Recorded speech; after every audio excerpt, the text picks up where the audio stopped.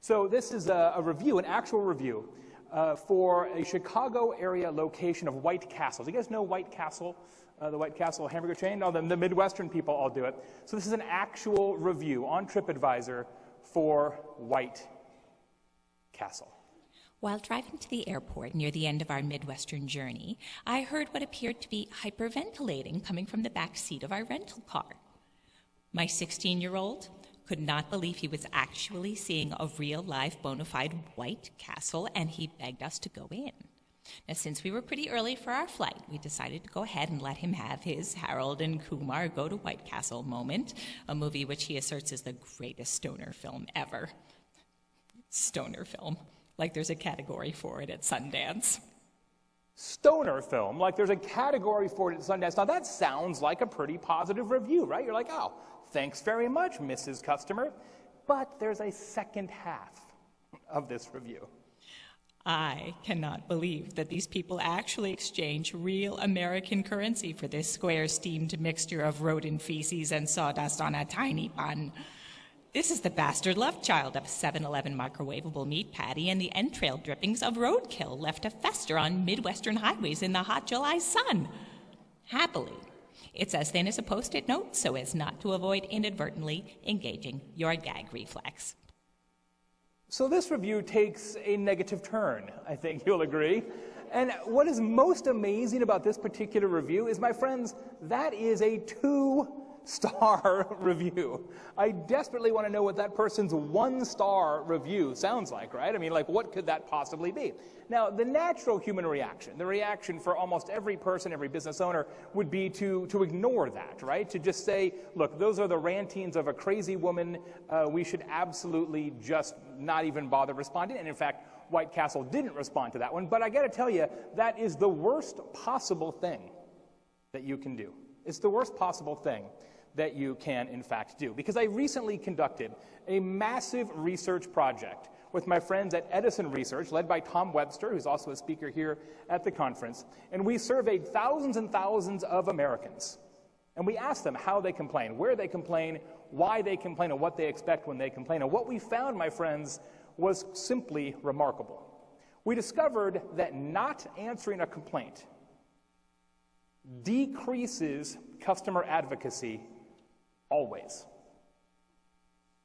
Conversely, increasing customer advocacy happens when you answer customer complaints. Always.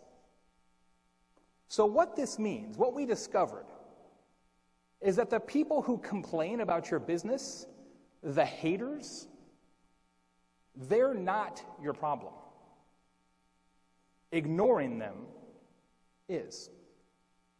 Ignoring them is. So what I'd like you to do is go out of your way to address these customers, even the unhappy customers, perhaps in particular the unhappy customers. What I want you to do is hug your haters.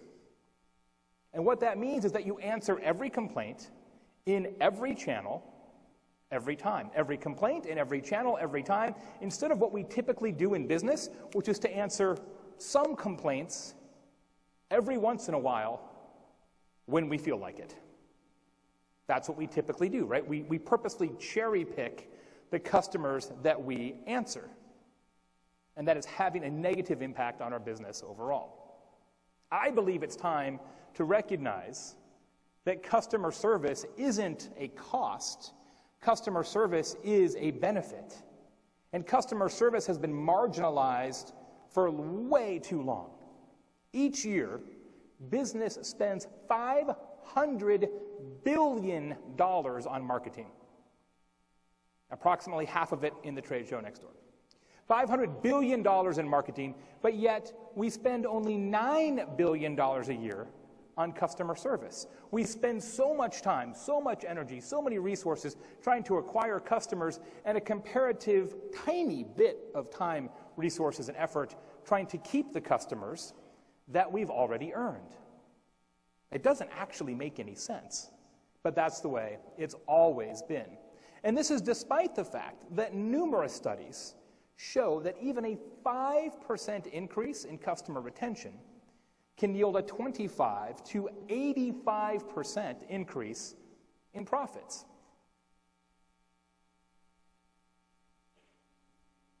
I believe that customer service is the new marketing, that it will be the new forefront of differentiation. As I talked about this morning, people can copy your products. People can copy your pricing. People can steal your blog. People can copy and borrow and mimic almost everything you do. But they can't copy how much passion you have, and they can't copy it if you have truly amazing customer service, if you truly hug your haters. But I also believe that not only is customer service the new marketing, I also believe, and this is what we'll talk about mostly today, that customer service can also very much power fantastic content marketing.